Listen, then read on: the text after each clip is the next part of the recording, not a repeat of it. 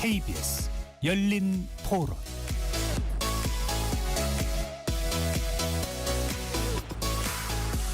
안녕하십니까. KBS 열린 토론 배종찬입니다. 트럼프 대통령발 관세 전쟁에 세계 경제가 요동치고 있습니다. 미국 연방 대법원이 트럼프 대통령이 각국에 부과한 상호 관세에 대해 위법 판결을 내린 것인데요.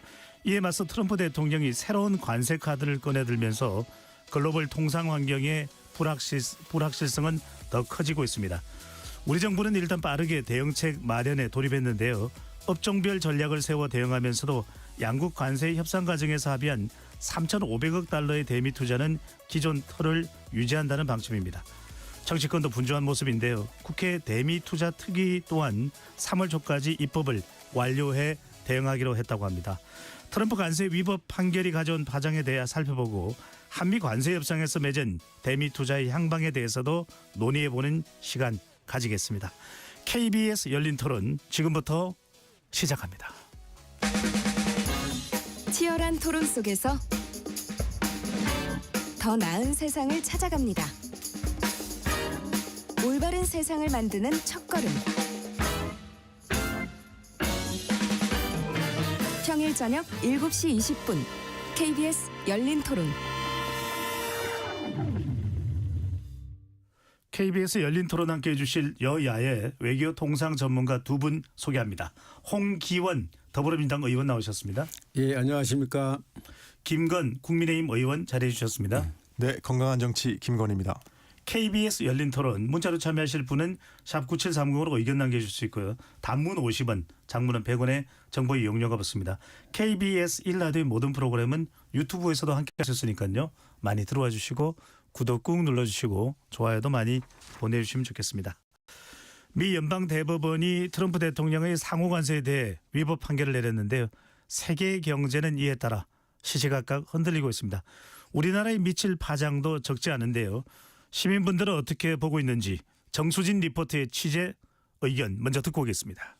일단 대미투자 특별법이 빨리 추진이 돼야 된다고 생각을 해요. 무역 리스크라든가 아니면은 우리나라 기업이 이제 받는 피해를 좀 최소화할 수 있는 그런 통상 전략이 가능하지 않을까. 일단 국익이 최우선이어야 된다고 생각을 합니다. 지금 관세가 위법하다고 판결도 나고 했는데, 상호 관세. 그게 우리나라하고 또 다른 나라들 상황도 다를 텐데 어떻게 흘러가는지 좀 보고 신중하게 하는 게 좋지 않을까요? 미국에서 판결 난 게 며칠 안 됐잖아요. 그러면 그 대미특별법 내용하고 판결 난 이후의 상황하고 또 달라졌을 수도 있잖아요. 상황이 많이 바뀌지 않았을까? 돼야 되지 않아요? 특별법 빨리 해가지고 우리 수출에 의존하니까. 왜냐면 근데 이게 트럼프 관세 매기는 거 사실 권한 넘어선 거라고 막 하는데 그거 관련해서 해소될 거니까 좀 기다리자라는 건 약간 현실적이지 못한 것 같아요. 좀 억울해도 어차피 우리가 을이니까 해야 되지 않나. 환율도 오르고 세금도 오르고 좀 많이 오르니까 인플레이션이 좀 급격하게 시작되지 않을까.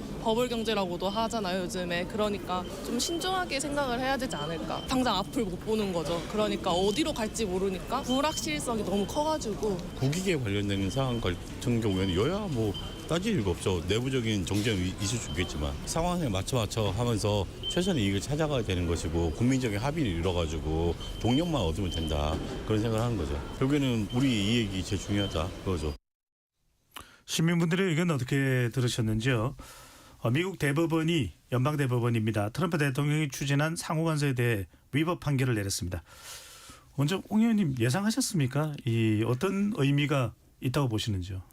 예, 저를 포함해서 이 분야에 대해서 관심이 있거나 좀 아는 분들이라면은 당연히 미국 대법에서 트럼프 대통령이 부과한 그 상호 관세가 위법 판결이 날 것으로 예상을 했었습니다. 왜냐하면 이미 1심, 2심에서 이렇게 판결을 했었고 또 대법원 심리 과정에서 보수적으로 평가되는 대법관들도 굉장히 이거에 대해서 부정적인 견해를 많이 피력을 했기 때문에 예상할 수 있었던 문제이고요.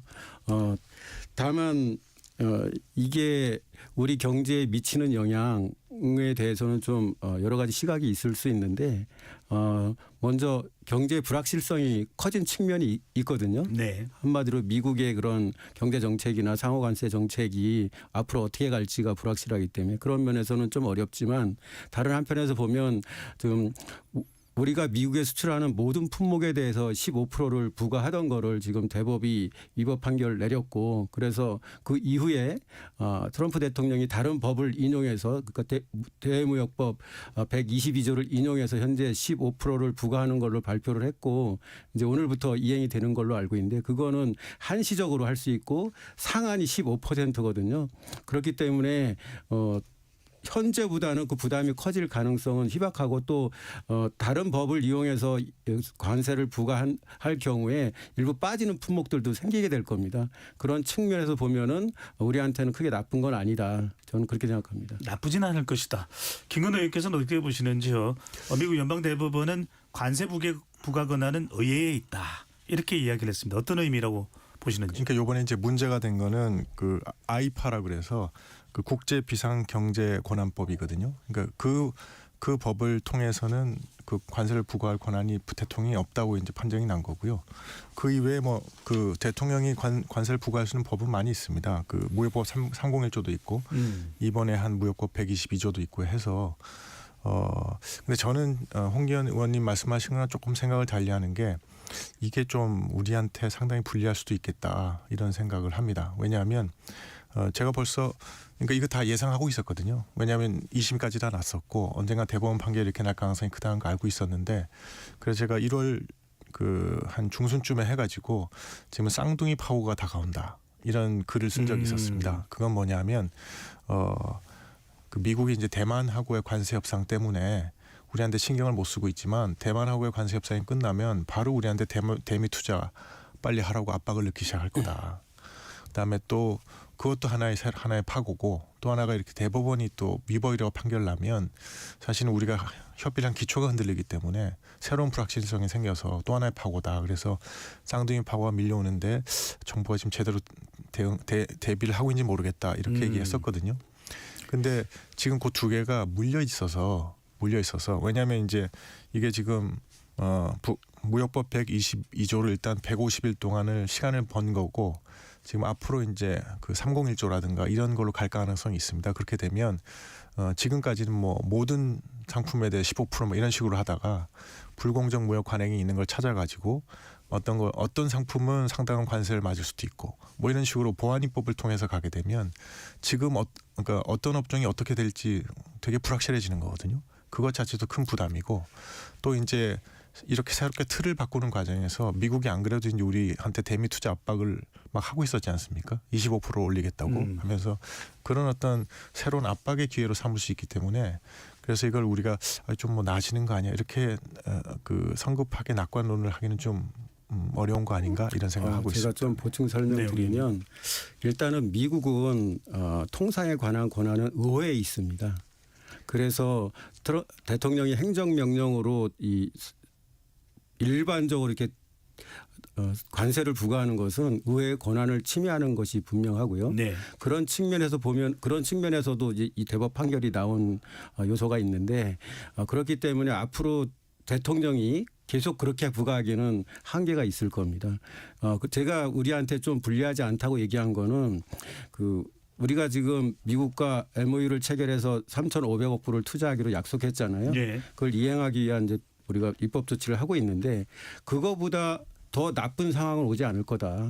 그리고 이 상황이 온 게 미국 내의 그런 사법 체계 또 법원의 판결 때문에 그렇게 한 거지 우리가 약속을 이행하지 않았다거나 또는 우리가 국내적인 문제가 있어서 이 상황이 초래된 게 아니거든요. 그러니까 미국 입장 특히 트럼프 행정부의 입장에서 보면 우리나라한테 추가적인 압력을 가할 이유는 별로 없는 거죠. 네. 양쪽 간에 합의된 것만 우리나라가 잘 지킨다고 하면 그런 측면에서 우리 기업들한테는 불리하지 않다고 본 거고 향후에 우리가 잘 대응을 해야 되겠죠. 더 나빠지지는 않을 것이다 이렇게 또 말씀 주셨습니다. 실제로 미국 민주당의 이 척 슈머 상원 의원은 이 150일간 이 관세 15%가 유지된다고 하더라도 더 연장시키지 않겠다 이렇게 또 이야기를 하고 있습니다만 스콧 베센트 재무장관은 얼마든지 우리에겐 대체할 수단이 있다 이야기를 하고 있는데 김건희 의원님 트럼프 대통령이 이런 수단들을 총동원해서 기존대로 정도 수준으로 만들 수 있습니까? 기존대로 다른 국가들을 우리나라를 포함해서 압박했던 그 수준까지는 가기 어려울까요? 아니 그거는 이제 워낙 수단이 많기 때문에 미국 대통령이 뭐 무역법 301조, 뭐 무역 확장법 232조, 뭐 관세법 338조 이렇게 벌써 여러 수단이 쓰겠다고 지금 하고 있거든요. 네. 그다음에 그러니까 원래 있던 수준으로 보충할 수 있는 것뿐만 아니라 상황에 따라서는 더 큰 압박을 가할 수도 있는 거죠. 그다음에 이제 이 관세라는 문제에 대해서 트럼프 대통령이 갖고 있는 어떤 집착이라든가 이런 걸 생각하면 지금 이번 판결에 별로 뭐 굴복하거나 이건 꽤 크게 영향받지 않을 것 같거든요. 그래서 뭐 이 상황을 갖다가 상당히 이제 우리한테 유리한 걸로 봐서는 안 되고 이것이 상당히 더 우리한테 큰 압박으로 다가올 수 있다는 어떤 그런 준비 자세로 대응을 차근차근 해야 될 것 같습니다. 네, 그 점은 조금 더 상세하게 여쭤보겠습니다. 그러니까 정치적으로 우리한테 주는 영향, 또 법적으로 미국 내에서 우리에게 미칠 수 있는 영향, 이 부분은 이따가 다시 좀 자세하게 여쭤보도록 하고요. 어쨌거나 홍 의원님이나 김건희 의원님은 통상 그리고 외교 분야의 잔뼈가 굵으신데 여하튼 이 트럼프 대통령의 간판 정책인 관세 정책에 제동이 걸렸습니다. 트럼프 대통령의 미국 내 정치적 입지, 오늘 11월에 중간선거도 있는데 홍 의원님 좀 타격을 받았다. 이런 또 미국 내 분석이 나오거든요. 어떻게 보십니까? 저는 상당한 타격이 있을 거라고 봅니다. 그러니까 트럼프 대통령이 추진하는 정책 중에 가장 중요한 게 지금 두 가지거든요. 하나가 이 상호관세, 경제 분야에 있어서는 상호관세 부과고 또 하나가 이민 정책입니다.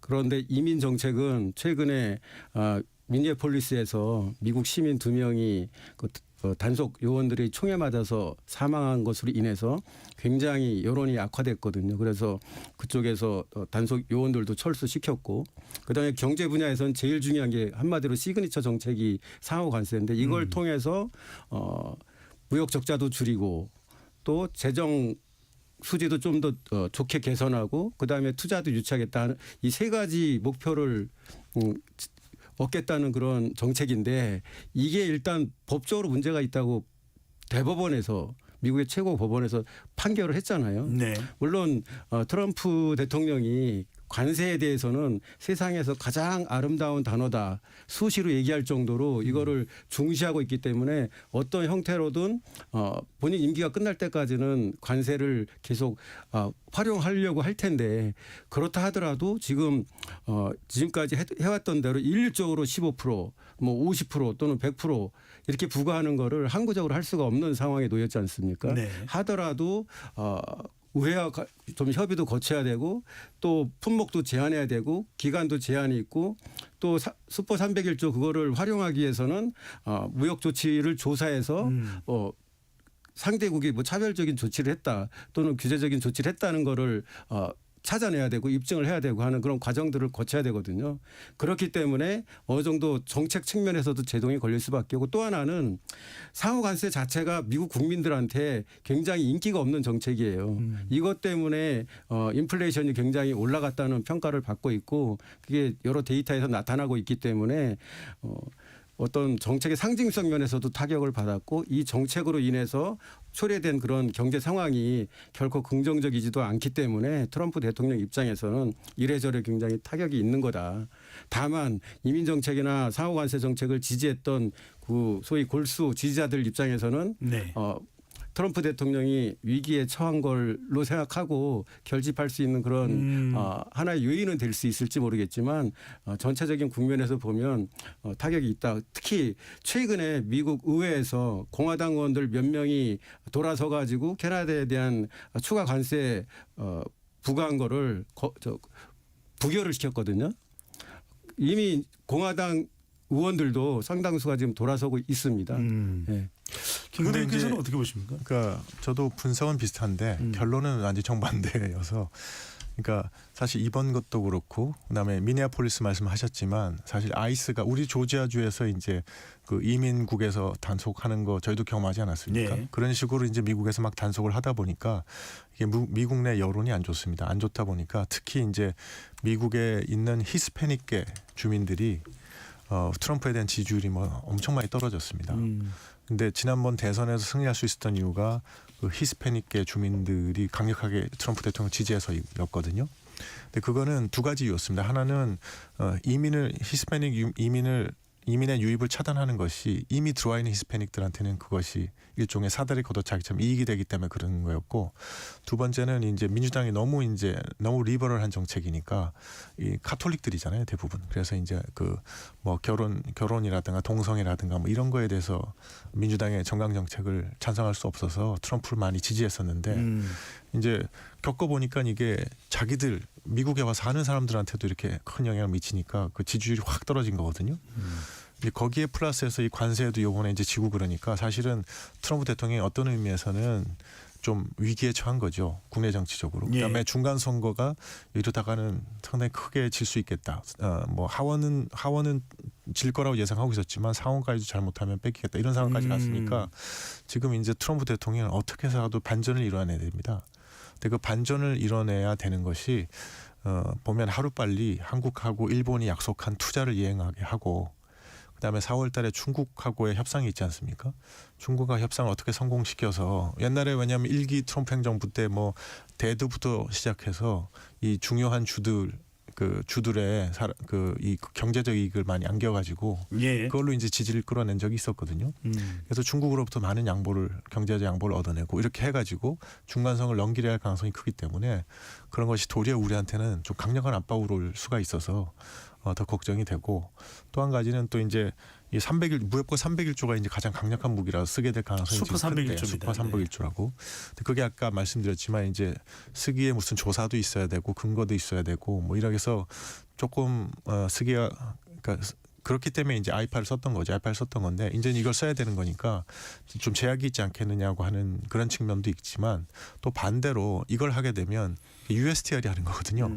이때까지는 상무부는 우리한테 이제 그 대미 투자만 강조했는데, 그 USTR 그리어 대표는 지난번에 조현 장관을 만나서 온갖 그 뭐 농산물 시장부터 시작해서 여러 가지 불공정한 무역 관행 다 고쳐내라 뭐 이러던 사람이니까 그 부서가 이걸 맡게 되면 우리가 이제 좀 아주 다양한 압력으로 또 이제 펼치게 될 거니까, 그래서 이 상황이 좀 우리가 많이 긴장해야 된다, 저는 그렇게 생각하고 있습니다. 바로 이 부분인데 홍님은 어떻게 보십니까? 그러니까 일격을 당한, 그것도 연방 대부분을 일격을 당한 트럼프 대통령이 더 독해질 것이다, 더 관세를 쪼을 것이다.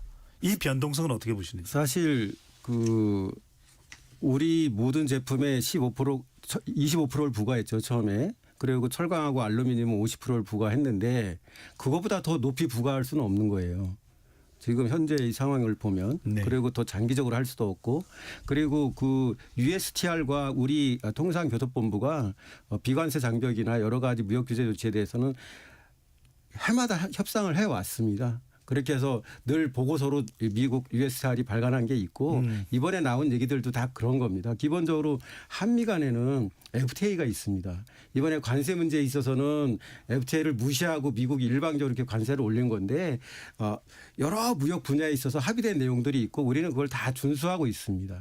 그렇기 때문에 우리가 상당히 미국 입장에서 봤을 때 불공정하게 무역을 하거나 또는 미국에 대해서 규제 장벽을 높이 세웠거나 그런 건 없는 거거든요. 지금 미국이 화가 났다 그래서 갑자기 우리한테 이런 게 있다고 낼 수 있는 게 없는 겁니다. 이미 USTR과 우리 통상 당국은 오래 전서부터 그걸 해마다 협의해 왔고 그 결과를 가지고 서로 간에 고칠 건 고치고 해왔고 이번에 양국 간에 합의한 통상 관련한 합의 또 관세 관련한 합의도 다 그걸 바탕에 깔고 있는 거거든요. 그런 조건 하에 관세를 15%로 낮추고 우리는 3,500억 불을 미국에게 10년에 걸쳐서 투자하겠다고 합의가 된 건데, 우리가 추가적으로 잘못하거나 문제를 일으킨 게 없는데 자기 국내 문제를 가지고 우리를 더 압박한다? 그거는 상상하기가 쉽지 않죠. 네. 홍기현 의원님 말씀이 사실은 맞는 말씀인데, 제가 이제 어저께 워싱턴에 가서 그 트랜스패시픽 다이얼로그라고 이제 최정은 학술원에서 하는 회의를 갔는데, 그 회의에 이제 미국의 저명한 교수님, 국제관계학을 하신 교수님 한 분이 요새 미국의 그 여러 가지 행태가 그 프레데토리 헤지모니라고 하시더라고요. 좀 약간 약탈적인 패권처럼 이렇게 하는 경우들이 있다. 그게 현실이다, 이렇게 얘기를 하는데, 이제 그런 기준에 비춰보면 사실은 평소 같으면 당연히 홍기현 의원님이 하시는 말씀이 맞을 텐데, 지금과 같은 상황에서 어떤 미국의 압력 같은 것이 꼭 그렇게 합리적으로 나오리라고 이렇게 전망한다는 거는 저는 준비를 게을리하는 거라고 생각하고 알겠습니다. 훨씬 더 강한 압력이 올 수도 있다고 보면서 우리가 대비를 하고 그다음에 거기에 대응해 가는 것 그래야 이제 현실적으로 잘 대응할 수 있지 않을까 생각합니다. 아니, 지금 우리한테 부과하고 있는 15% 관세 그게 바로 프레데토리안 약탈적인 관세예요. 그것 때문에 우리가 미국한테 3,500억 불을 투자하겠다고 약속을 한 거고 그게 이미 그런 걸 조건으로 해서 다 이루어진 겁니다. 그 3,500억 불 투자하기로 한 걸 우리가 이행을 하지 않겠다거나 또 고의로 이행을 늦춘다거나 이렇게 한다고 하면은 미국이 더 큰 압력을 가할 수도 있지만 우리가 합의 내용을 성실하게 이행하고 있고 또 3월 9일까지 대미투자 특별법을 통과시키기로 예. 여야 간에 합의했고 물론 오늘 그 법안 상정이나 법안 소위 구성하는 게 국민의힘 측에서 반대해서 되지는 않았지만 제가 볼 때는 3월 9일까지 그걸 통과시키기 위해서 노력할 거로 생각하고 만약 알겠습니다. 그렇게 된다고 하면은 미국 측 입장에서는 한국은 약속을 잘 지키는 나라가 되는 거죠. 예, 대미투자 잠깐만요. 대미투자 특별법은 이따가 또 따로 여쭤보겠습니다. 여기서 우리가 이야기를 끝낼 수는 없으니까요. 아니 근데 자, 이제 한 네. 가지만 말씀드리면 지금 말씀하신 게 맞거든요. 우리가 고의로 지연시키면 안 되는 건데 지금 미국의 시각은 한국이 고의로 지연시켰다고 볼 빌미를 준 거죠. 근데 그게 뭐냐면 작년에 우리 미국이 아주 문제로 삼는 미국 기업들을 옥죄는 법이라고 한 정보통신망법 개정안이 예. 2달 만에 통과가 됐거든요. 그거는 이번에 대법원의 상호관세 위법 판결하고는 이제 전혀 관계없는 관계없지만 이슈들이고 아니 관계없 그거는 이제 별도로 또 2달 만에 얘기해야 될 통과가 예, 됐는데 김근혜 의원님 말씀 끝나고 나면 홍 의원님 기회 드리겠습니다. 네, 말씀하시죠. 예, 통과됐거든요. 근데 그게 자기들이 기다리는 대미투자 특별법은 2달이 지나도록 아무 소식이 없으니까 1월 말에 그 X에 트럼프 대통령이 25분 다시 올린다 팍 한 거거든요. 예. 그러니까 현실적으로 지금 그런 문제가 있다는 거는 제가 말씀을 드리고 넘어가겠습니다. 예, 네. 그거는 네, 뭐 의원님. 맞습니다. 미국 입장에서 보면 사실 일본하고 비교해서 일본은 미국과 합의한 내용을 입법을 할 필요가 없었고 예. 그래서 바로 실행 단계로 들어갔고 그래서 미국과 일본 간에는 이제 어디 분야에 투자할지 그런 구체적인 협의가 이루어졌고 또 최근 언론 발표에 따르면 몇 개 분야에 투자하기로 어느 정도 결정이 된 것 같더라고요. 그런데 우리의 경우는 우리의 법 체계상 이 대미투자 특별법을 입법을 해야 투자 분야를 미국과 책임을 갖고 협상을 할 수가 있는데 이 법안이 우리 국내 법 절차상 따르다 보니 미국이 생각한 것보다는 좀 지연된 거죠. 알겠습니다. 관련 내용이 또 뒤에 있어서 네네. 예, 그 네. 부분은 또 가서 또 자세히 하겠습니다. 자, 더 궁금한 것은 네. 트럼프 대통령이 이 다음 달입니다. 3월 31일부터 4월 2일까지 베이징을 방문하는데 김근호 의원께 여쭤보겠습니다. 대체로 전망은 지금 미중 간의 무역 관계를 좀 유예할 것이다, 또 연장할 것이다라는 예상이 많았는데, 자 이런 상황에서 트럼프 대통령 중국과의 어떤 역학관계 변화가 있을까요? 지금 사실은 제가 워싱턴에 갔더니 미국 사람들이 걱정이 많더라고요. 왜냐하니까 트럼프 대통령이 아까 말씀드렸듯이 중간 선거 이전에 구체적인 성과물을 갖다가 이제 미국 국민들한테 제시를 해야 되는데 그걸 제시하기 위해서 뭐 다른 그러니까 트럼프 대통령의 주된 관심이 경제니까 정치적 문제에 있어서 중국에 양보할까봐 상당히 걱정을 많이 하고 있더라고요. 그러니까 왜냐하면 이제 그러면 정치 문제가 뭐냐면 뭐 가령 대만 문제라든가 이런 거거든요. 그래서 미국 내에서도 지금 걱정이 많은데 어쨌든 뭐 유예하는 정도가 아니라 트럼프 대통령이 이제 이번에 가서는 상당한 성과를 내야만 되죠. 그래야 이제 중간 선거에 미국 국민들한테 내가 이런 것을 얻었다고 하고 이제 한번 승부를 볼 수 있기 때문에 그런 상황이라서 이거는 그 뭐 여러 가지 공급망 문제라든가 이게 걸려 있고 그래서 우리한테도 미친 영향이 크기 때문에 우리가 잘 봐야 될 것 같습니다. 그 미중 정상회담 결과에 대해서는. 네. 홍 의원님 어떻게 보십니까? 중국으로서는 기회가 왔다. 트럼프 대통령 오면 물론 뭐 외교적으로는 잘해주겠지만 관세 이 부분 그대로 그동안 트럼프 대통령이 상당히 강한 압박을 해왔는데 그럼 우리가 좀 한번 맞받아 칠까? 이런 생각을 중국이 할 수도 있을까요?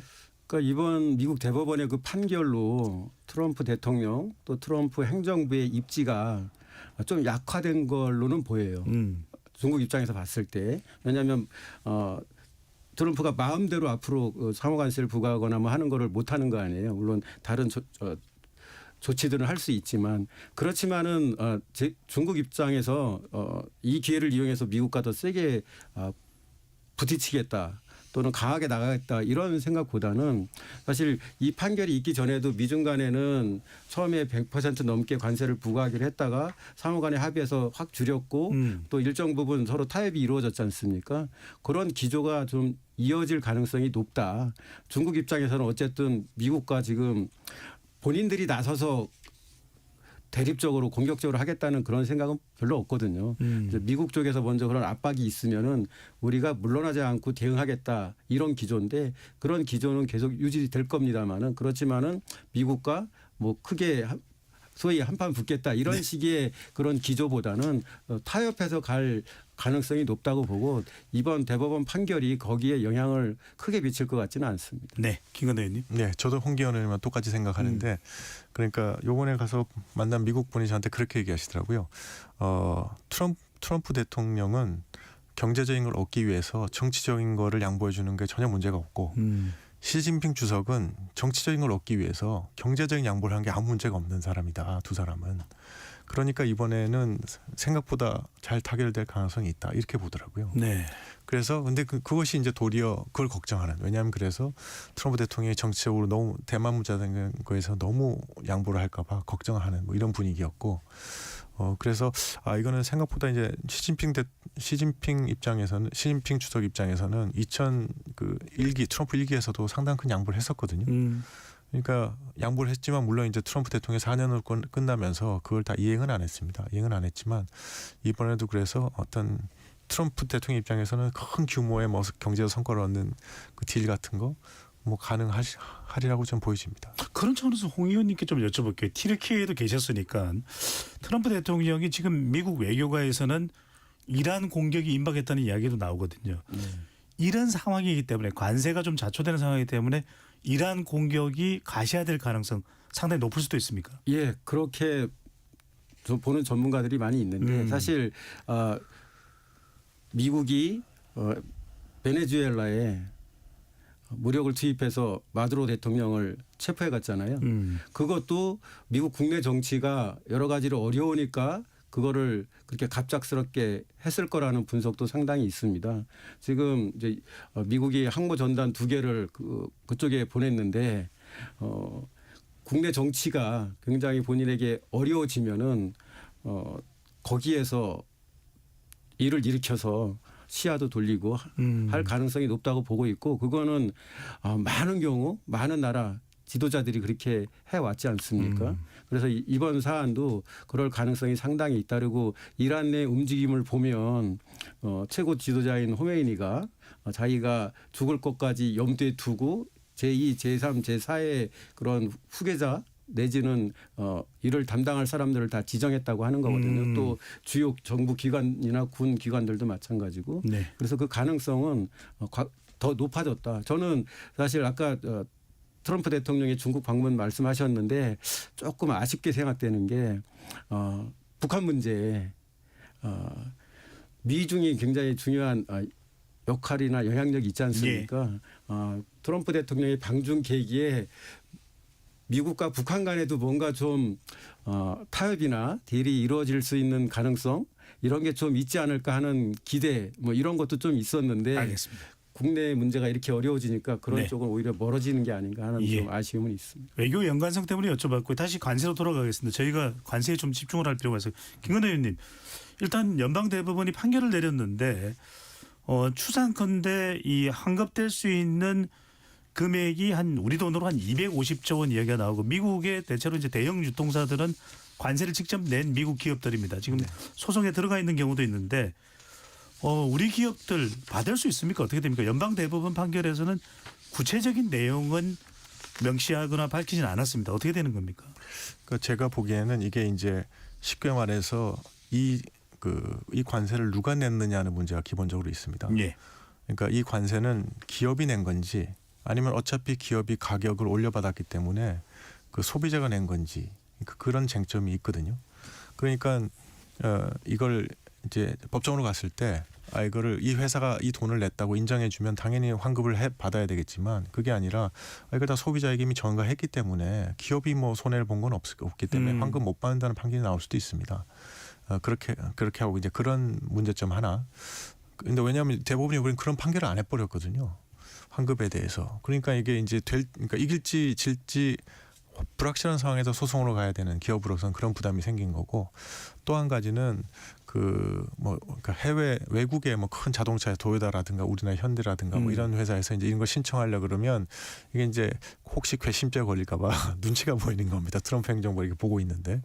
그래서 지금 아마 특히 외국 기업들은 그 소송 상황이라는 걸 다 본 다음에 아마 이제 거기에서 움직이지 않을까 이렇게 싶고요. 그래서 이것도 불확실하다. 그러니까 사실은 이런 불확실성이 기업 활동을 영위하는데 제일 힘든 거거든요.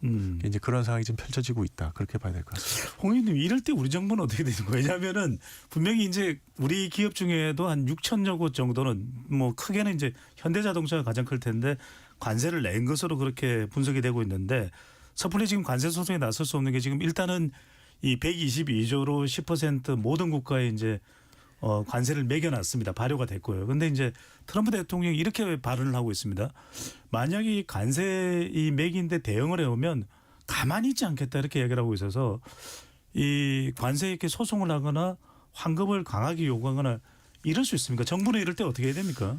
그러니까 지금 미국은 특히 트럼프 대통령은 법과 규칙, 제도로 움직이질 않잖아요. 네.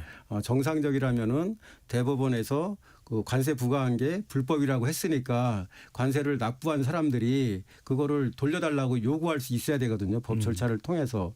근데 트럼프 대통령이나 또는 USTR에서는 법원이 환급 방안을 알려줘야 된다 그렇게 얘기하고 있고, 또 말하는 어투를 보면 돌려줄 생각이 없는 것처럼 얘기하고 있지 않습니까? 그렇기 때문에 미국 정부의 눈치를 강하게 봐야 되는 기업들 입장에서는 네. 소송을 지금 대법원에서는 국제무역법원에서 판단하라고 좀 하급법원에서 판단하라고 남겨놨잖아요. 거기서 판단을 해야 되는데 판단을 받으려면 소송을 제기해야 되고, 근데 트럼프 대통령이나 미국 정부는 그걸 돌려줄 생각이 없고 그 관세 부과가 불법이라는 걸 인정하지 않으려고 하기 때문에 아주 어려운 싸움이 될 거니까 개별 기업 차원에서는 대응하기가 어려울 거다. 아마 특히 우리 기업들의 경우는 더 그렇죠. 그래서 지금 이 문제가 대법원의 판결이 나오자마자 정부에서는 바로 산업부나 재경부나 또 외교부 등등 해가지고 TF 만들었거든요. 거기에서 논의하는 게 이 납부한 관세 그거를 어떻게 돌려받을 것이냐 또는 어떻게 그 문제를 처리할 것이냐 하는 것도 논의하는 걸로 제가 알고 있고, 그래서 결론적으로 말씀드리면 개별 기업 차원에서 내가 낸 돈 돌려주세요 하고 법원에 가서 하기보다는 정부 차원에서 기업들과 협의해가지고 앞으로 어떻게 대응할지를 좀 같이 논의하고 또 같이 해법을 모색하는 쪽으로 가지 않을까 그렇게 생각합니다. 네. 여기서 사실 이런 거는 또 협상력을 올리려면 우리만 아니고 또 다른 나라들하고 다 뭐 연합을 한다는 이런 또 가능하거든요. 일본 기업들하고 일본 정부하고. 그러니까 그런 것도 전체적으로 보면서 가장 피해를 덜 입는 방식으로 이 문제에 대해 접근을 해야 되지 않을까 싶습니다. 네. 근데 그게 만만치가 않습니다. 트럼프 대통령이 연일 강도 높은 발언을 쏟아내고 있습니다. 대법원 결정으로 장난치는 국가에는 더 많은 관세를 매기겠다 이렇게 했는데 이게 바로 슈퍼 301조입니다.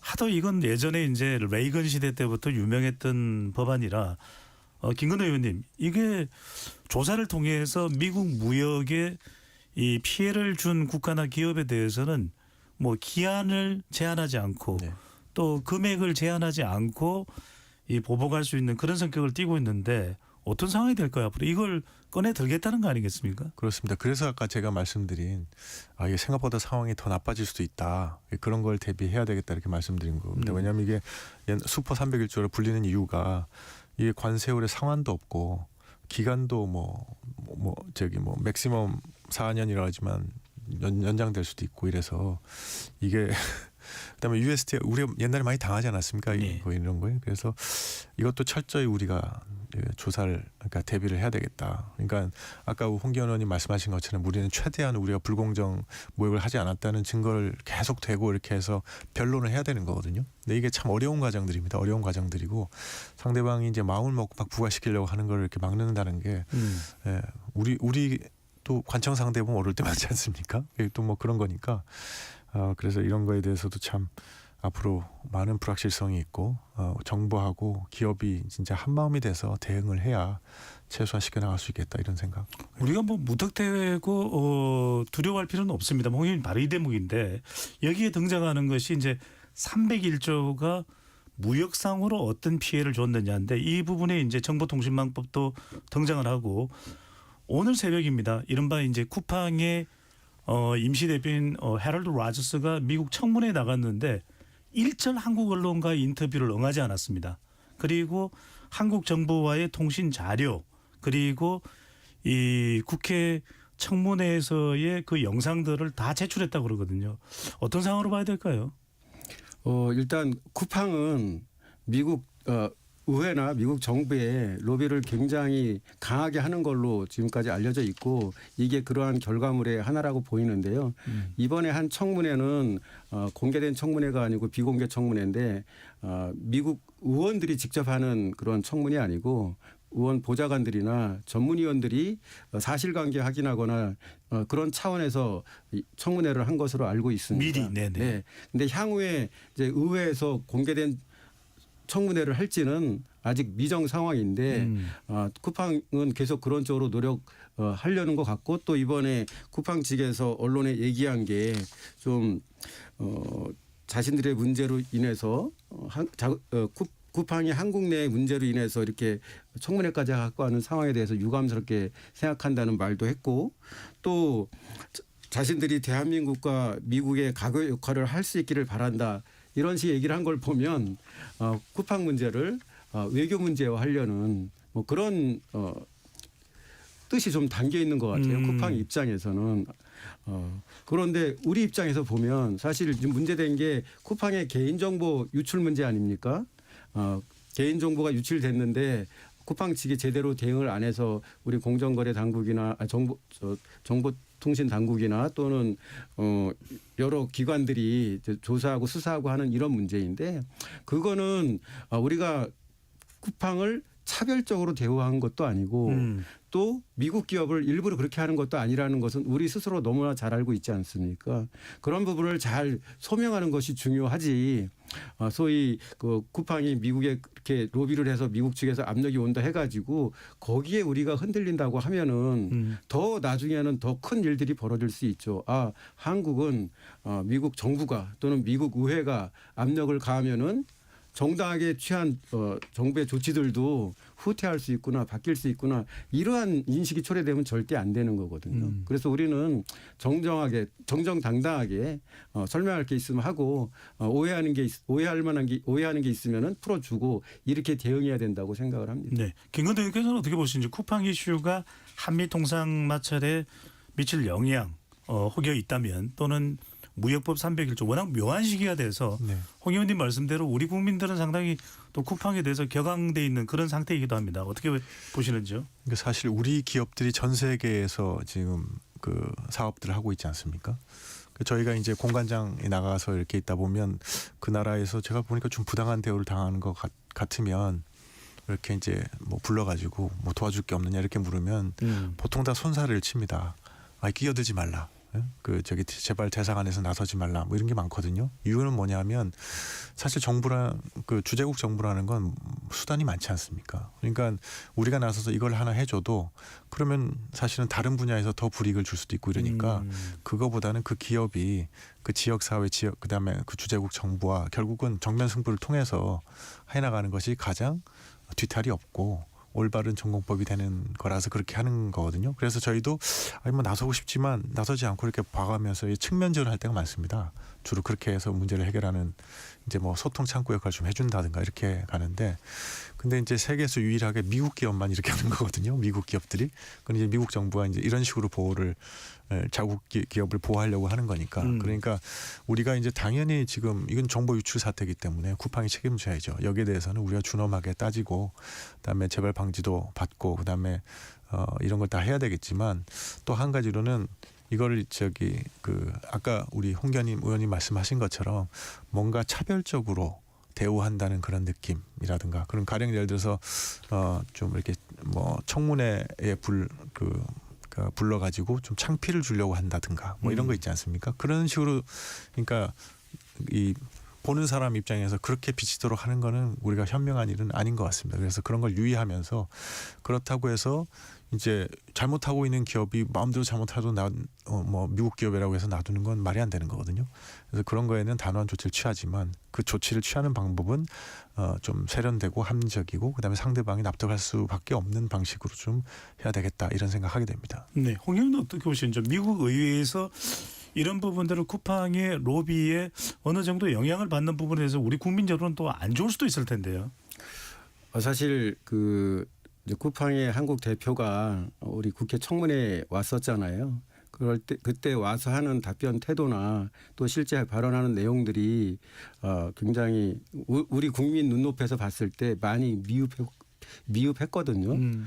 그런 것인데 미국 가서는 자기가 좀 아까 김건희 의원님 얘기한 대로 차별적인 또는 부당한 대우를 받았다고 주장을 할 수는 있겠죠. 근데 그 부분에 대해서는 아까 말씀드린 대로 우리는 사실 한미 관계를 봤을 때 우리가 미국 기업을 차별적으로 한다? 부당하게 대우한다? 이거는 상정하기 어렵지 않습니까? 우리는 비단 미국 기업이 아니더라도 어느 기업이든 정해진 규칙과 절차, 제도 하에서 공정하게 대우하는 게 우리 정부나 또는 국회의 기본 입장이 그렇게 해오고 있는데 특히 미국 기업에 대해서 그렇게 한다고 하는 것은 상당히 받아들이기 어렵죠. 어쨌거나 미국의 일부 의원이나 또는 뭐 정치인들이 그렇게 생각하는 게 있다면 우리가 좀 더 적극적으로 소명하고 해명하고 이해시키는 그런 노력을 하는 게 중요하다고 보고 알겠습니다. 절대적으로 그러한 소위 압박성 그런 태도에 대해서 우리가 조금이라도 물러나거나 우리가 뭐 잘못하고 있는 것처럼 보이는 그런 태도를 취해서는 절대 안 된다고 생각합니다. 네. 그거는 더 큰 악영향을 끼칠 겁니다. 네, KBS 열린 토론 잠시 참여 안내 로고 듣고 2부로 돌아오겠습니다.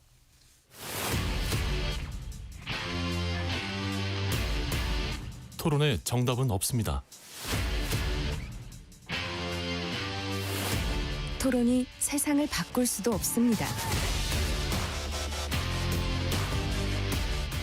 하지만 질문은 새로운 세상을 만들 수 있습니다. 질문으로 올바른 세상을 만드는 첫걸음 KBS 열린 토론.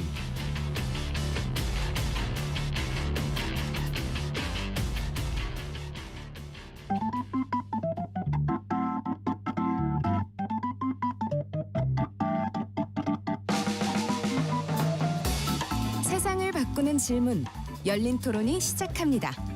KBS 열린 토론은 언제나 열려 있습니다. 단문 50원, 장문 100원의 유료 문자 샵 9730 그리고 KBS 어플리케이션 콩으로 여러분의 의견을 남겨주세요. KBS 열린 토론 2부 이어가겠습니다. 트럼프 상호 관세 위법 판결의 파장과 우리의 대응에 대해서 토론하고 있습니다. 스튜디오에 외교관 출신 의원 두 분 나오셨는데요. 김건 국민의힘 의원, 홍기원 더불어민주당 의원 두 분과 함께하고 있습니다. 대미투자 특별법 이야기를 안 할 수가 없습니다. 트럼프 대통령이 강력하게 요구를 했고 지적을 했었고 또 왜 이것이 빨리 안 되느냐 25%를 올리겠다고 했었던 관세를 그런 빌미가 됐던 부분인데 자 국회에서는 3월 초 통과를 예정을 하고 있습니다. 대미투자 특별법은 이 입법 절차가 진행돼 나가고 있는데 일단은 이 대미투자 특별법과 관련해서 지금 현재 진행 상황 어떻게 되고 있습니까, 홍 의원님? 예, 그 여야 간에 합의해서 대미투자 특별법을 처리하기 위한 특위를 만들었지 않습니까? 예. 3월 9일까지 가동하기로 했고요. 입법 절차를 진행 중에 있는데 오늘 공청회를 했습니다. 그래서 이 현재 나와 있는 법안들에 대한 전문가들의 의견을 청취했고 본래 절차상으로는 오늘 법안 소위도 구성하고 또 전체회의에 안건도 상정하기로 그렇게 예정이 돼 있었는데 오늘 국회 다른 문제를 이유로 국민의힘 측에서 그 부분을 동의하지 않아 가지고 상정이나 소위 구성까지는 가지 못한 상황입니다. 네, 김건 의원님 어떻게 봐야 됩니까? 이 대미투자 특별법의 내용 자체에 대한 게 문제가 있어서 좀 파행을 하는 더 들여다봐야 되겠다는 의미인 건지 지금 사법개혁안 다른 법안 때문에 대미투자 특별법이 소위도 어떻게 구성이 안 되는 이유인 건지 어떤 이유 때문입니까? 그러니까 이게 시작은 어떻게 됐냐면, 그러니까 이게 거의 뭐 500조에 달하는 국민 세금을 쓰는 내용이지 않습니까? 근데 우리 헌법은 이렇게 중대한 재정적 그 부담을 수반하는 조약을 체결해도 국회 동의를 받도록 돼 있고요. 그 다음에 이 돈을 많이 쓰게 되는 계약을 체결해도 국회 동의를 받아야 되고, 그다음에 나라의 세금을 예산으로 쓰기 위해서도 국회 동의를 받도록 돼 있습니다. 예산안도 국회를 통과해야 되지 않습니까? 그래서 우리 헌법의 정신이란 건 이렇게 국민의 혈세를 그 상당한 정도를 쓰려고 그러면 국회 동의를 받아야 되는 게 당연한 거거든요. 그래서 저희는 국회 동의, 그러니까 이거는 MOU니까 비준 동의를 받아야 된다고 이제 주장을 하고 있었고, 예. 이제 이 MOU의 한 조항에 이게 이제 법적 구속력이 없다는 거를 이제 근거로 삼아서 그 비준 동의 안 받겠다 이러고 이제 입장이 첨예하게 대립하고 있었는데, 지난번에 이제 X에 트럼프 대통령이 25% 올리겠다고 뭐 하기도 하고 그런 상황이 나서 이제 여야가 만나서 서로 대승적으로 이 문제는 국익을 중심으로 해서 해결해 가야 되겠다. 그래서 이제 야당의 입장에서는 일단 비준 동의를 받아야 된다는 주장을 뒤로 이렇게 하고, 그 다음에 여당은 그 당시에 이제 법 왜곡죄라고 우리가 반대하는 법안을 상정하려고 하고 있었는데 그걸 뒤로 미루고 하면서 일단 이 문제를 3월 초까지 빨리 해결해 나가자고 하고 있었는데, 그렇게 해서 이제 특위의 구성이 합해서 특위가 구성이 되고 특위가 활동을 시작했는데, 갑자기 이제 여당에서 법 왜곡죄를 포함한 우리가 받아들일 수 없는 그 어떤 그 사법부를 갖다가 뭐 입틀막하는 그런 법들을 갖다가 지금 계속 오늘부터 네. 지금 시작해서 하고 있는 거니까, 그래서 그게 지금 영향을 미치는 거죠. 근데 이 부분에서 제가 말씀드리고 싶은 거는 국익을 가장 중시해야 될 것은 정부와 여당입니다. 정부와 여당이 국익을 중심으로 저는 생각해야 된다고 봅니다. 그래서 지금 통과시키려는 법이 그게 뭐가 그렇게 급하고 우선순위가 있는 거네. 지금 벌써 뭐 대법원도 반대하고 시민사회 여러 곳에서도 반대를 하고 있는데, 이런 법을 이렇게 강행 처리하려고 하는 걸 이해할 수가 없고, 이것이 과연 국익을 위하는 태도인가, 저는 그런 생각을 하게 됩니다. 잠깐만, 여기서 이 중요한 걸 여쭤보겠습니다. 그러니까 사법 관련 법안은 법안대로 이제 논의가 돼야 될 상황인데, 김건희 의원께 여쭤보는 것은 따로따로 국민의힘이 대응을 할 수는 없나요? 사법 관련 법안에 대해서 반대를 한다면 이것에 대해서는 필리버스터를 하든 뭘 하더라도 대미투자 특별 법안과 관련해서는 따로 적극적으로 대응을 할 수 있는 그런 것은 가능하지 않은 겁니까?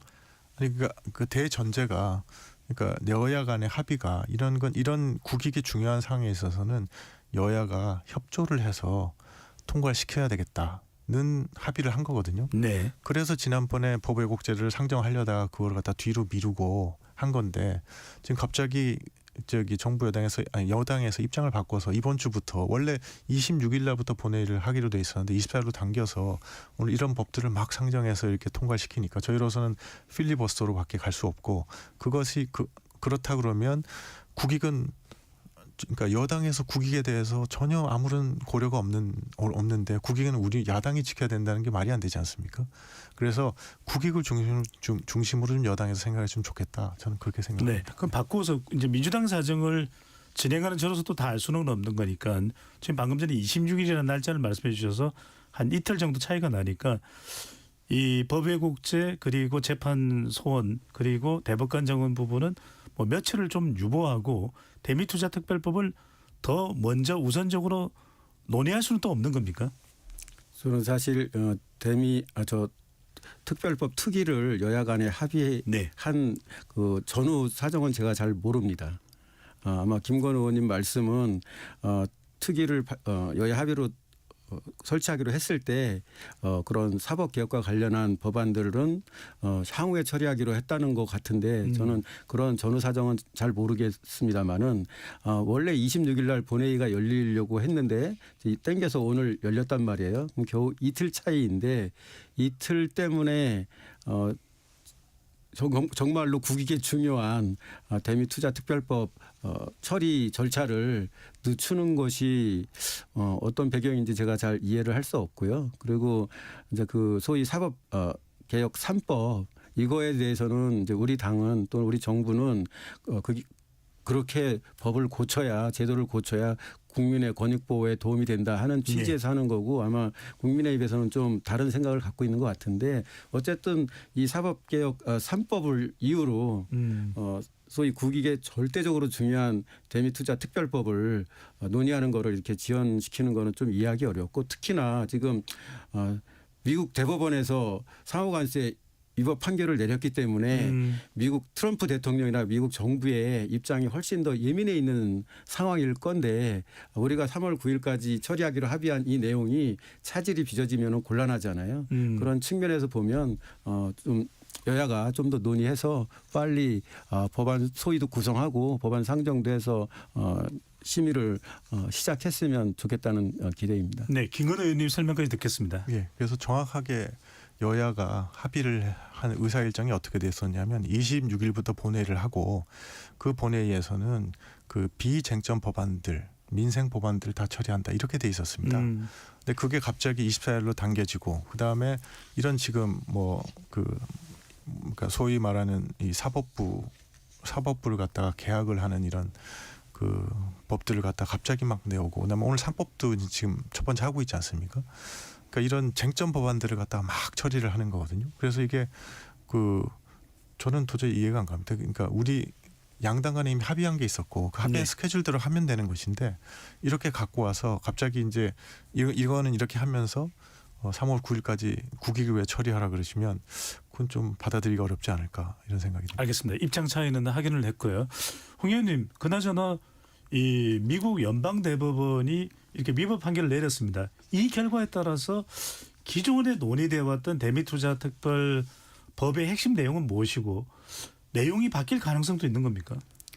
기본적으로 한미 간의 전략투자협력 MOU를 체결한 것은 미국이 25% 관세를 부과했던 것을 그거를 합의해 주면 15%로 낮추겠다고 해서 합의를 한 거거든요.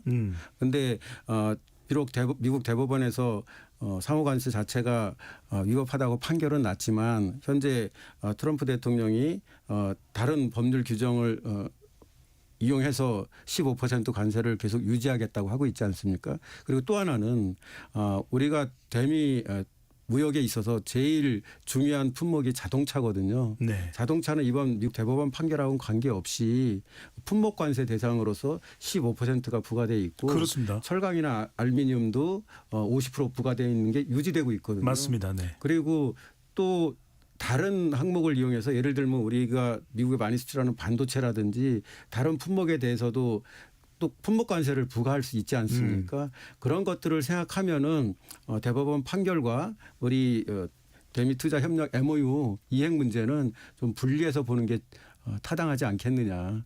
사실 일본의 경우도 지금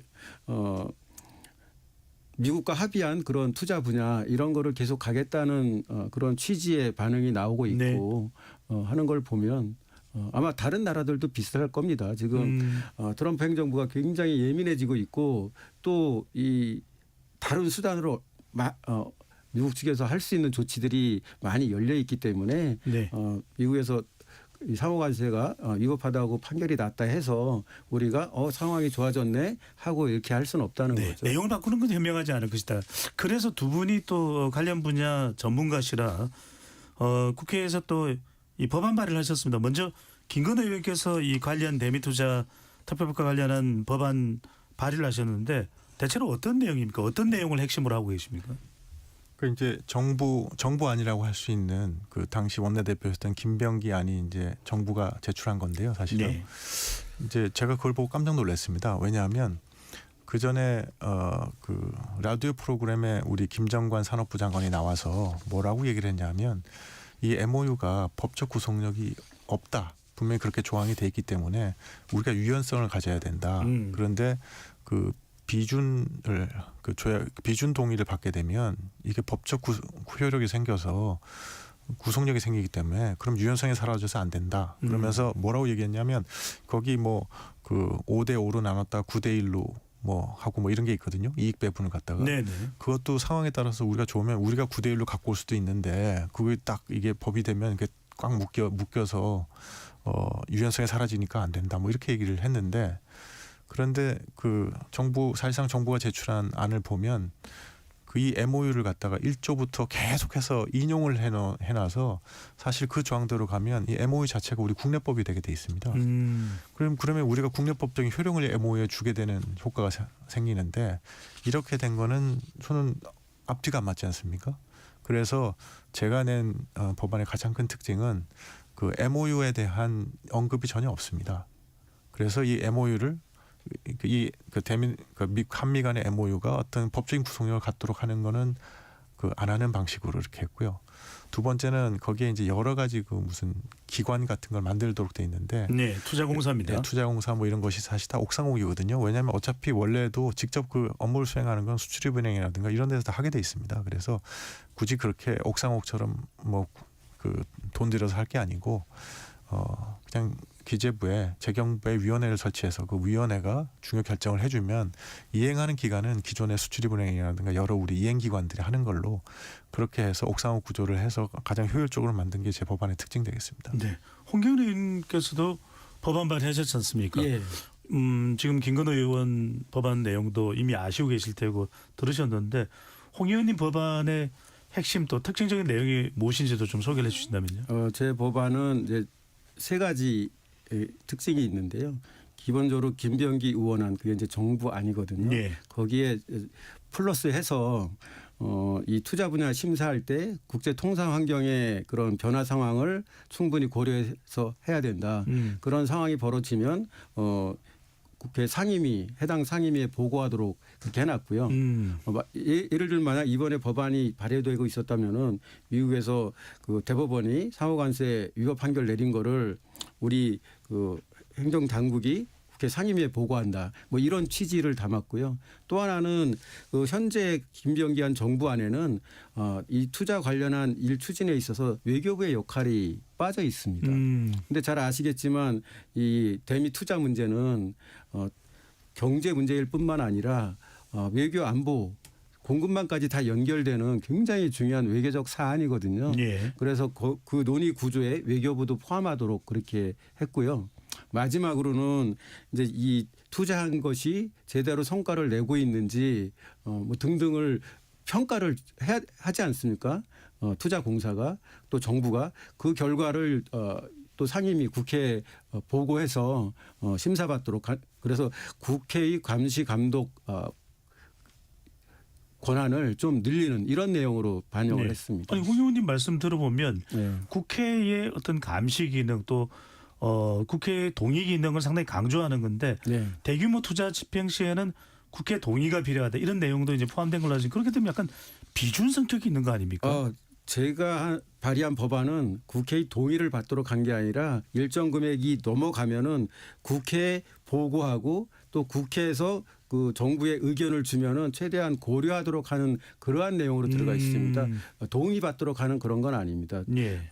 기본적으로 이 법 전체의 구조가 미국에 투자할 때 정부에서 심의하고 또 그게 잘 이루어지고 있는지 스스로 평가하고 하도록 돼 있는데 거기에 국회의 역할이 많이 부족해서 그런 과정 중요한 과정마다 국회에 보고하고 다만 그거를 하나하나 일정 규모 이상이라 해서 국회의 동의를 받도록 한 게 아니고 그건 아마 김건 의원님하고는 좀 다른데 저는 국회에 보고하고 또 국회에서 이제 의견을 줄 수 있잖아요. 그럼 그 의견을 최대한 존중하도록 그렇게 구성을 했습니다. 네. 그래서 정부의 자율성도 인정하면서 또 국회의 감시 감독도 좀 더 강화될 수 있도록 이런 내용을 넣었습니다. 이해가 되면서도 또 국민의힘이 이야기하고 있는 것과는 조금 다 차이가 있을 수도 있는데 네. 아까 이제 3월 9일을 이 대미투자특별법 통과 예정일로 하고 있다는데 지금 시간 얼마 안 남았거든요. 김건희 의원님 그렇습니다. 예. 상당히 구체적인 내용들 여야 간에 국회의원들 사이에 다 동의가 되고 어느 정도 조정이 된 상황입니까? 어떻습니까? 아니 아직 그 작업이 이제 제대로 법안 소위가 아직 구성이 안 됐다는 거니까 법안 소위가 구성돼야 이런 얘기들 해나갈 텐데 지금 이제 진도가 상당히 늦는 거죠.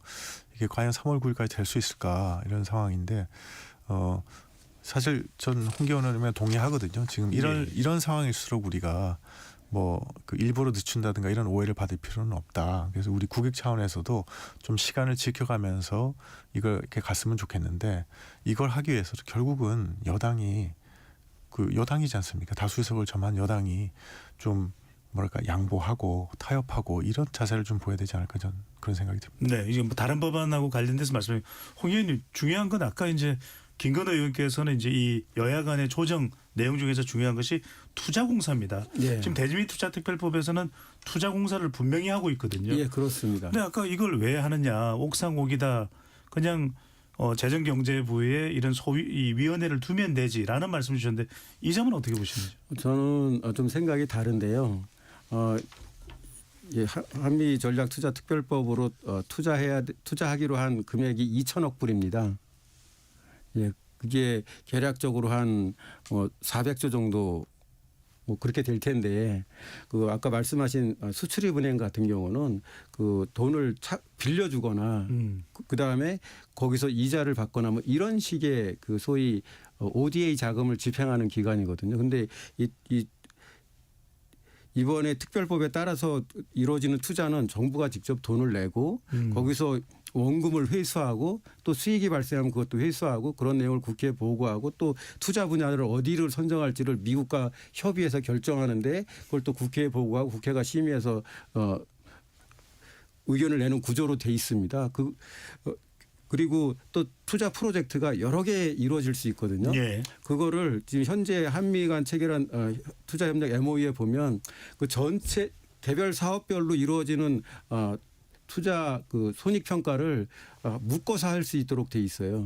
그러니까 우리 국내에 그런 기능을 수행할 수 있는 공사 성격의 전문 기관이 있지 않으면은 수출입은행이나 아니면 다른 우리 기존의 금융 기관에서는 그런 복잡하고 아주 디테일하고 종합적인 기능을 수행하기 어렵고 또 금액 자체가 어마어마하게 크지 않습니까? 이렇게 큰 금액을 한마디로 말해서 400조에 가까운 돈을 투자하는 사업을 관리하는 건데 네. 이 기관 신설을 안 하고 기존에 다른 존재하는 금융기관에서 하도록 한다고 하면은 많은 영역에서 제대로 실행하기가 쉽지 않다. 그렇게 생각합니다. 홍 의원님 말씀 들어보면 이 투자 관리 또 미국에 투자한 자금의 회수 리스크 관리가 되겠죠. 또 손익 평가를 위해서는 왠지 전문기관인 투자공사가 필요할 것 같기도 한데 이 점은 어떻게 보시는지? 근데 일본은 우리보다 훨씬 많이 투자하지 않습니까? 5,500억 불이지 않습니까? 거기는 JBIC에서 그 은행에서 하거든요. 그래서 요번에 제가 워싱턴 가서 그 JBIC 총재를 만났는데 그분이 그야말로 지금 뭐 발이 닳도록 그 여러 기관하고 협의를 하면서 지금 3가지 프로젝트 이미 발표하지 않았습니까? 그 돈 어떻게 조달하고 사업 어떻게 하고 다 논의하고 있더라고요. 근데 일본은 뭐 은행 수출은행 같은 데서 하는데 우리는 못 한다는 게 저는 무슨 얘기인지 첫째는 이해가 안 가고 두 번째는 또 한 가지 잠깐 제가 잊어먹은 게 제가 낸 법안에서 가장 그 또 차이점이라는 게 이 요번에 비준 동의를 왜 정부에서 왜 그렇게 안 받으려고 했을까를 생각해 보면 뭐가 있냐면 그 통상조약으로서 비준 동의를 받으려고 그러면 일단 국민들한테 영향평가서를 내야 됩니다. 그래서 이게 환율에는 어떤 영향을 미치는지 고용에는 어떤 영향을 미치는지 우리 경제에는 어떤 영향을 미치는지 산업에는 어떤 영향을 미치는지 그렇게 내고 그렇게 해서 피해 산업에 대한 대책도 내야 되고 이런 여러 가지 과정이 있거든요. 네. 근데 이제 비준 동의를 받지 않음으로써 그 과정을 다 생략했습니다. 생략해버리고 지금 간 거거든요. 그래서 사실은 국민들은 막연히 이게 500조 원의 돈은 어디서 나와서 그 어떻게 가는 거고 그렇게 하면 우리한테는 어떤 영향을 미치는 거지를 막연하게만 생각하지 구체적으로 알 수가 없습니다. 이런 상황이라서 그래서 요번은 그 개별 투자들이 이루어질 때마다 그런 걸 갖다가 해가지고 국회에 제가 보고를 해서 국회 동의를 받고 할 수 있게 저는 그렇게 해놓은 게 특징이고요. 그래서 그것이 훨씬 아마 아까 홍기현 의원님이 하시는 국회 통제보다는 훨씬 강하게 되어 있는 게 이제 제 법안의 또 다른 특징이라고 말씀드리겠습니다. 알겠습니다. 시간이 많지 않아서요. 아니면 이 주제를 좀 더 다루면 좋은데 이걸 꼭 여쭤봐야 돼서 홍기현 의원께요. 일단 유럽의회 EU는 이 미국과의 관세 합의에 대해서 이 투자 관련된 부분도 승인을 유보했다고 합니다. 예. 일종의 좀 속도를 늦추는 것이고요. 반대로 일본은 5,500억 달러 투자 예정 금액 중에서 360억 달러 규모 사업을 공식화했습니다. 일본은 속도를 내고 유럽은 속도를 늦추는 거. 우리는 어떻게 봐야 될까요? 기본적으로 일본은 우리하고는 이제 시스템이나 또는 법률 체계가 다르고요. 그래서 우리보다 좀 속도가 빠른데 이번 대법원 판결로 인해서 트럼프 행정부가 어려워졌는데 이걸 이용해서 더 자극하지 않겠다 하는 뜻이 많이 담겨 있는 것 같고 EU의 경우는 좀 미국과 여러 면에서 부딪히고 있거든요. 나토라든지 또는 우크라이나 문제라든지 등등 한마디로 말해서 이 문제와 다른 여러 가지 이슈들이 같이 묶여 있는 구조라고 생각하고 또 EU는 한 나라가 아니지 않습니까? 예. 그렇기 때문에 미국에게 좀 더 신중하게 할 수 있는 그러한 입장이라고 생각을 합니다. 알겠습니다. 자, 시간이 이제 마무리를 해야 될 때가 돼서 불확실성은 더 커졌다는 분석도 나오고 있습니다. 이 불확실성이 커진 대미 통상 환경에서 정부와 정치권이 해야 할 역할 각각 1분 정도로 말씀을 해주시는데 먼저 김건호 의원님부터요. 뭐 제가 계속 강조드렸지만은 이것은 국익이 걸린 사안이기 때문에 국익을 중심으로 생각해야 된다고 보고요. 그다음에 국익을 수호해야 될 가장 큰 책임이 있는 것은 우리 정부와 여당입니다. 그래서 국익의 차원에서 대승적으로 이 문제를 좀 바라봐 주셨으면 좋겠다. 그래서 지금과 같은 그 어떤 입법 폭주라든가 이런 걸 하면서 야당이 협조를 구한다는 게 좀 궁색한 거 아닌가요? 거대 여당의 입장에서 저는 그렇게 생각합니다. 네, 홍기훈 의원님. 예, 저는 이 대미 전략투자특별법 그리고 한미 간의 전략투자 MOU 이거는 비록 우리가 협상을 잘 했다고 평가하지만 실제 거기 담겨 있는 내용들은 우리에게는 일방적으로 불리한 또 미국에게는 일방적으로 유리한 그런 협정이거든요. 네. 그렇지만은 그거를 또 우리가 이행하지 않거나 또는 이행을 게을리하는 모습을 보이면은 우리가 더 큰 충격을 입을 수도 있지 않습니까? 또 다른 한편으로는 2천억 불이라는 큰 돈을 우리가 투자처도 잘 찾고 그것도 잘 관리해서 원금을 최대한 회수를 해야 되는 그렇게 해서 투자 리스크를 최소화해야 되는 아주 어려운 여러 가지 그 숙제를 한꺼번에 다 풀어야 되는 겁니다. 그래서 이 문제에 있어서만은 정말로 정부와 여당과 야당 또는 기업계 모두가 국익과 또 기업의 그 최대한의 알겠습니다. 손실을 최소화하는 관점에서 협력해서 해나가야 된다. 그래서 미국과 한 약속을 잘 지키겠다는 모습을 예. 절대로 유지해야 된다. 그렇게 생각합니다. 알겠습니다. 중요한 기로에 서 있습니다. 우리의 경제에는 우리 기업에는 어떤 영향을 줄지 더 면밀하게 살펴야겠습니다. KBS 열린 토론 모두 마무리하겠습니다. 오늘 함께해 주신 홍기원 더불어민주당 의원, 김건 국민의힘 의원 두 분 말씀 고맙습니다. 감사합니다. 지금까지 KBS 열린 토론 배종찬이었습니다.